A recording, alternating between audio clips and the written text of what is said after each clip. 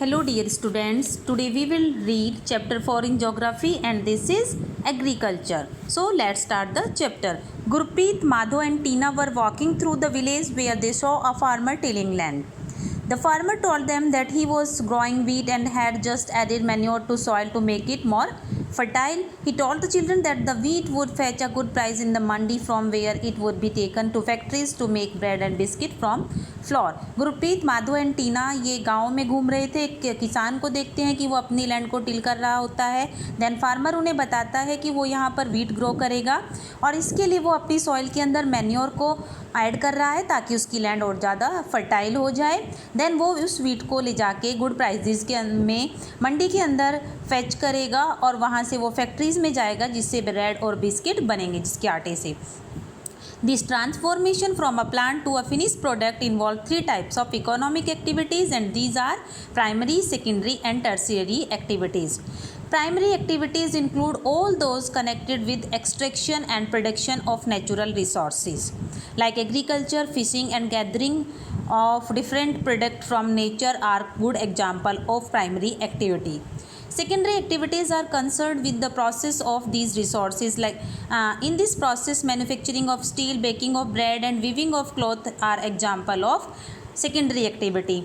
Tertiary activity provides support to primary and secondary sector through services like transport, trade, banking, insurance and advertising are example of tertiary activities. Agriculture is a primary activity and it includes growing crops, fruits, vegetables, flowers and rearing of livestock.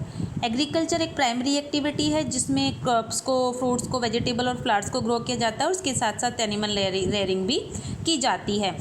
In the whole world, 50% of persons are engaged in agriculture activity, and India's near about 2/3 population of India is still depend on agriculture.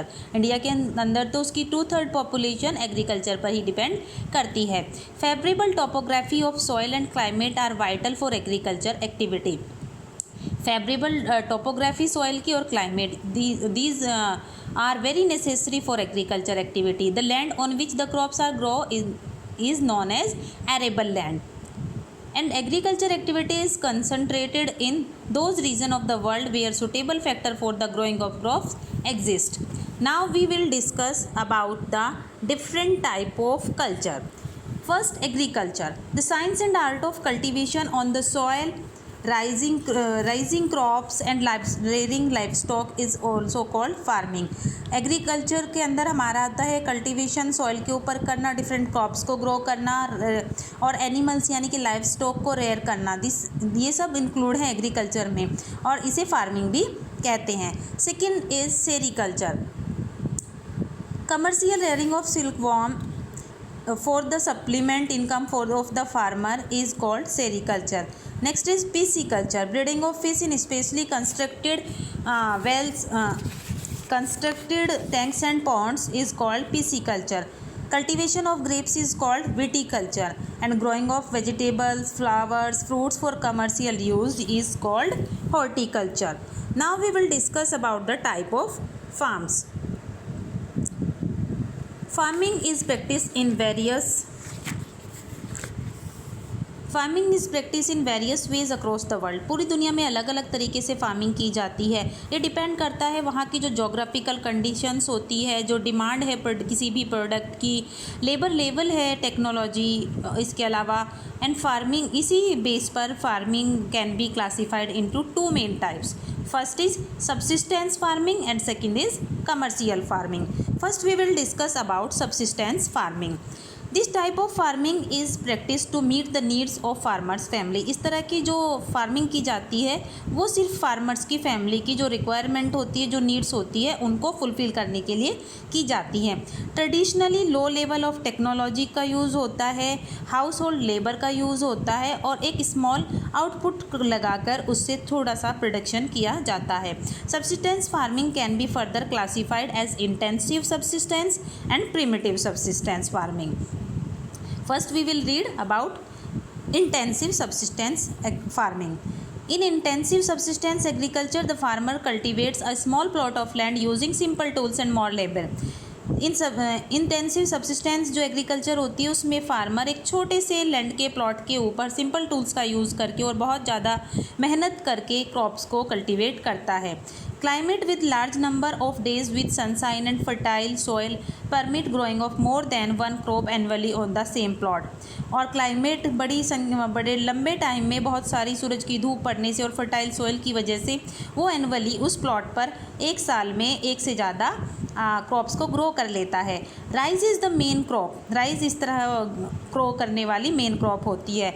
दूसरी जो crops है जो इसमें उगाई जा सकती है वो है wheat, maize, pulses and oil seeds. Intensive subsistence agriculture is prevalent in thickly populated areas of monsoon region of Southeast and east Asia. इस तरह की जो एग्रीकल्चर है वो ज़्यादातर जो थिकली पॉपुलेटेड एरियाज़ होते हैं जहाँ जनसंख्या बहुत ज़्यादा रहती है और वो मानसून रीजन भी होते हैं, वहाँ पर ज़्यादातर इस तरह की फार्मिंग की जाती है। साउथ ईस्ट और ईस्ट एशिया में इस तरह की फार्मिंग होती है। Second is primitive subsistence agriculture. इसमें शिफ्टिंग कल्टीवेशन और नोमैडिक हर्डिंग भी आते हैं। First we will discuss about shifting cultivation. Shifting cultivation is a practice in the thickly forested areas of Amazon basin, tropical Africa, part of Southeast Asia and Northeast India.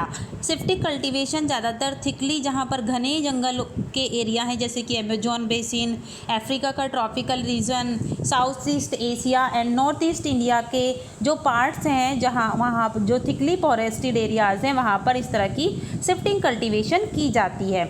These are the areas of heavy rainfall and quick regeneration of vegetation. In areas में ज़्यादा बारिश होती है और यहाँ पर जो regeneration होता है वेजिटेशन का वो बहुत क्विकली होता है।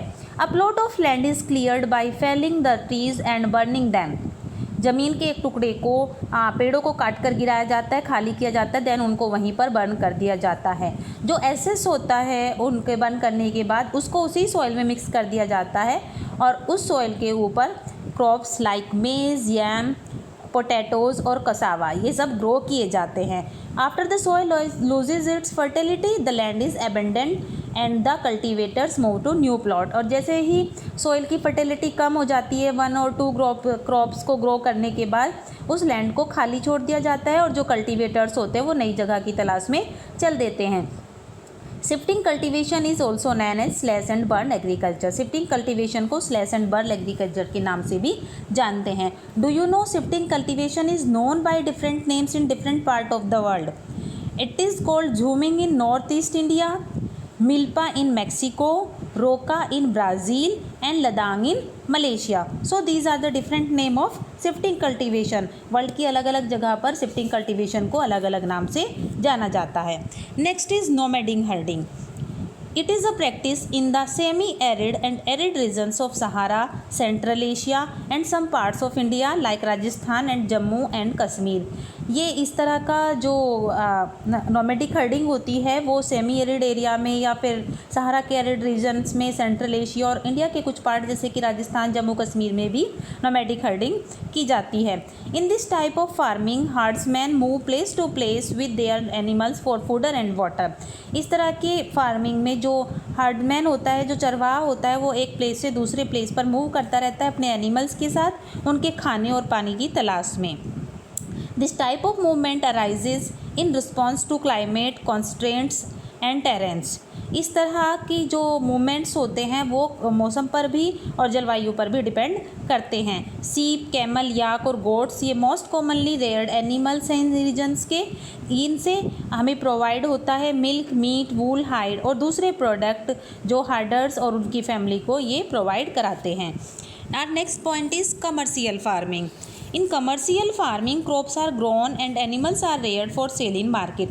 कमर्शियल फार्मिंग के अंदर जो क्रॉप्स को ग्रो किया जाता है या फिर एनिमल्स को रेयर किया जाता है उन्हें बाद में मार्केट में सेल किया जाता है। सब्सिस्टेंस फार्मिंग में अपने लिए क्रॉप्स को ग्रो किया जाता था या फिर अपने लिए एनिमल्स को रेयर किया जाता था, बट इन कमर्शियल फार्मिंग इन्हें मार्केट में सेल करने के लिए और इनसे मनी अर्न करने के लिए किया जाता है। The area cultivated and the amount of capital use is large.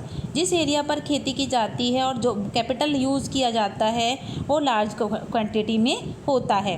Most of the work is done by machines और ज़्यादातर काम मशीनों के द्वारा होता है। Commercial farming includes commercial grain farming, mix farming and plantation agriculture. Commercial farming के अंदर आती है हमारी grain farming, different kind of grains को उगाना, मिक्स फार्मिंग अलग अलग टाइप की चीज़ों को क्रॉप्स को ग्रो करना, और इसके अलावा इसमें प्लांटेशन फार्मिंग भी आते हैं। First we will discuss about commercial grain farming. Crops are grown in common crops are grown for commercial purpose. जो कमर्शियल ग्रेन फार्मिंग में क्रॉप्स को कमर्शियल पर्पज़ के लिए ग्रो किया जाता है। वीट और मेज ये कॉमनली कमर्शियली ग्रोन ग्रेन्स हैं। Major area where commercial grains farming is practised are temperate grassland of North America, Europe and Asia. These areas are sparsely populated with large farms spreading over 100 of hectares. इन जगहों पर बहुत ज़्यादा बड़े बड़े farms हैं जो 100 hectare से भी बड़े हैं, दूर दूर तक फैले हुए हैं। Severe winters restrict the growing season, only a single crops can be grow. और इन जगहों पर ज़्यादा लंबे टाइम तक विंटर्स का सीज़न रहता है, इसलिए यहाँ पर एक सिंगल क्रॉप ही ग्रो की जाती है। Next is mixed farming. In mixed farming, the land is used for growing food and fodder crops and rearing livestock. इस तरह की फार्मिंग में फूड और फूडर के लिए क्रॉप्स को ग्रो किया जाता है और एनिमल्स का रेयर भी किया जाता है। इस तरह की जो फार्मिंग की प्रैक्टिस है वो की जाती है Europe, central USA, Argentina, Australia, New Zealand और साउथ अफ्रीका में। Our next point is plantation. Plantation is a type of commercial farming where single crop like tea, coffee, sugarcane, cashew, rubber, banana और cotton are grown. Plantation के अंदर ये सारी crops उगाई जाती हैं। लार्ज अमाउंट में लेबर और कैपिटल इसके लिए रिक्वायर्ड होता है। The produce may be processed on the farm itself और in the nearby factories. जो भी प्रोड्यूस होता है यहाँ पर उसको उस फार्म से ले जाके उसको पास की फैक्ट्रियों में भेज दिया जाता है। The development of A transport network is thus essential for such farming. और इस तरह की फार्मिंग को डेवलप करने के लिए एक गुड ट्रांसपोर्ट नेटवर्क की भी एसेंशियल होता है। मेजर प्लांटेशन जो है फाउंड होती है वो ट्रॉपिकल रीजन्स में वर्ल्ड के, जैसे कि मलेशिया के अंदर रबर की प्लांटेशन ज़्यादा है, कॉफ़ी ब्राज़ील में प्लांटेशन ज़्यादा है कॉफ़ी की, इंडिया के अंदर टी प्लांटेशन होता है और श्रीलंका में भी टी प्लांटेशन। ये सब एग्जाम्पल है प्लांटेशन फार्मिंग के। Now we will discuss about major crops. A large variety of crops are grown to meet the requirement of growing population. बहुत ज़्यादा वैरायटी की क्रॉप्स को उगाने की ज़रूरत है लोगों की नीड को फुलफ़िल करने के लिए, उनकी रिक्वायरमेंट को पूरा करने के लिए। Crops also supply raw material for agro based industry. Crops एक रॉ मटेरियल के रूप में एग्रो बेस्ड इंडस्ट्री इसी के ऊपर डिपेंड करती है। मेजर फूड क्रॉप्स हैं wheat, rice, maize and millets. Jute and cotton are fibre crops. इनसे कपड़ा बनाया जाता है। जूट और कॉटन का फाइबर ये टेक्सटाइल में यूज़ किया जाता है। इम्पोर्टेंट बेवरेजेस हैं क्रॉप्स में जो उगाए जाते हैं वो हैं tea and coffee. First we will read about rice. Rice is a major food crop of the world. दुनिया में सबसे ज़्यादा राइस खाया जाता है। ये स्टेपल डाइट होती है ट्रॉपिकल और सब ट्रॉपिकल रीजन्स के अंदर। राइस को उगाने के लिए हाई टेम्परेचर, हाई ह्यूमिडिटी और हाई ही रेनफॉल की नीड होती है। It grows best in alluvial clayey soil. ये एल्यूवियल क्लेई सॉइल में अच्छे से ग्रो करता है जिसमें के अंदर वाटर को होल्ड करके रखने की कैपेसिटी ज़्यादा होती है।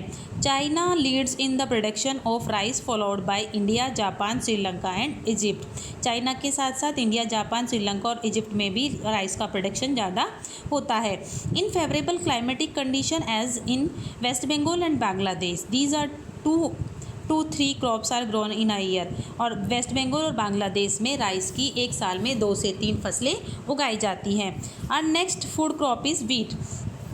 Wheat requires moderate temperature and rainfall during growing season and bright sunshine at the time of harvest. Wheat के लिए मॉडरेट टेम्परेचर की नीड होती है। इसके लिए उसे उगाने के लिए मॉडरेट टेम्परेचर रिक्वायर्ड होता है।